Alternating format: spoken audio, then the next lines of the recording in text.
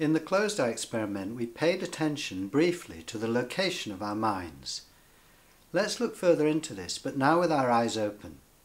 Where are our minds? Are they central, in our heads, separate from the rest of the world? Or are they at large, undivided from the world? Others tell me that my thoughts are in my head. I accept this way of thinking about my mind, the public view of me. My mind is here, yours is there. But my private experience is different. My thoughts are not in my head here, simply because I don't find my head here. Instead, I find boundless awareness. This awareness contains both my thoughts and feelings and the world. My mind is undivided from the world. Here's a way of illustrating this. I'm looking at this apple from the emptiness at my center. I see its shape and color there, from this shapeless, colorless space here. I'm also thinking about the apple. It's red, it's round, it's ready to eat. Where are my thoughts? Others say my thoughts are in my head, but I find no head here. Instead, I find capacity that is filled both with my thoughts and the apple. My thoughts about things are not distant and separate from those things. My thoughts are out there, connected to the world. Obviously, others do not see my thoughts there in the world, but my experience is different. My mind is at large in the world. I find no dividing line separating my mind from the world. It's the same with my feelings. I feel pleasure in seeing the color and shape of this mango. I feel a desire to eat it. My feelings and reactions are not contained inside a person here at my center. They're out there in the world. My feelings of wonder merge with the snowdrops. My excitement isn't separate from the fire.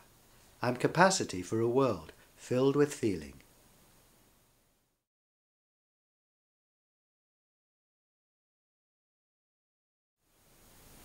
When we live as if our minds are central, it's not surprising if sometimes we feel full to bursting with thoughts and feelings. There's a lot of things going on in a very small space. But when we see that privately we're empty of mind at center, that all our thinking and feeling is out there in the world, a great weight lifts from our shoulders. How good it is to be free of our minds at center, and how our minds love to be set free in this way. When we let them go back into the world, they breathe and expand. We become more creative when we don't hold on to our minds at center, when we're consciously open to the source. And we become more warm and generous-hearted when we don't hold on to our hearts at center, but let them be where they belong, out there in the world.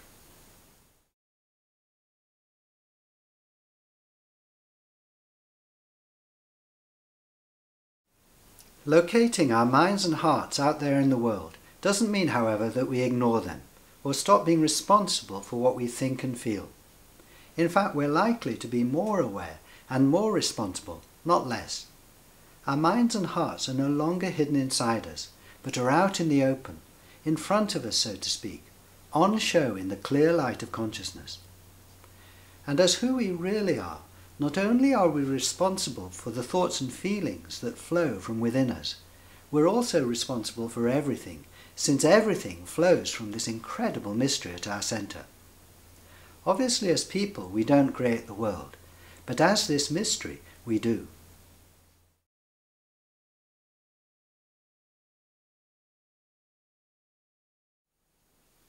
One of the situations where there's a striking difference between our public and private identities is when we move. If we go out for a walk or travel in a car, everyone around us sees us moving. But are we moving from our own point of view? I'm not. Here's an experiment you can do to see if you're the same. Point at your no face and slowly turn around. For others, you're turning whilst the world remains still. But is it the same from your point of view? Here's my experience.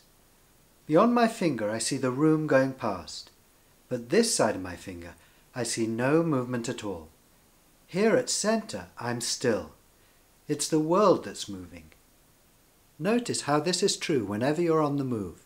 When you're walking, You're looking from boundless stillness as the ground moves under your feet.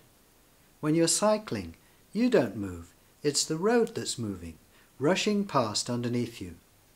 And when you're in a car, enjoy watching the landscape flow into your stillness. You go nowhere whilst your destination comes to you.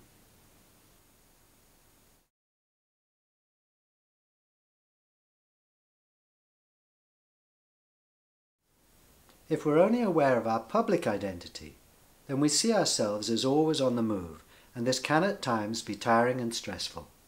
We never quite stop, never quite rest. But if we're also aware of our private identity, aware of this stillness at the heart of our lives, then we find within ourselves profound peace and rest, even when we're rushing about. Being aware of this inner stillness is both deeply relaxing and energizing.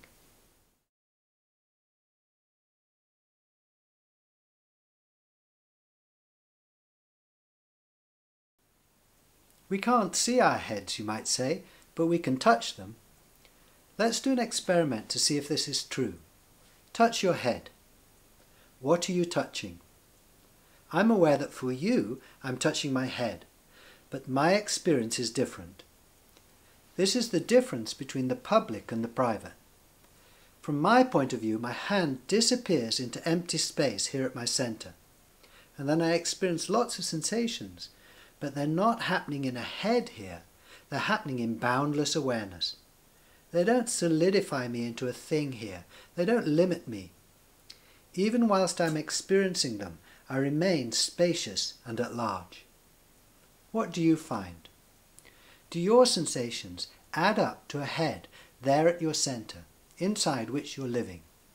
Or are you capacity for your sensations, just as you're capacity for everything else?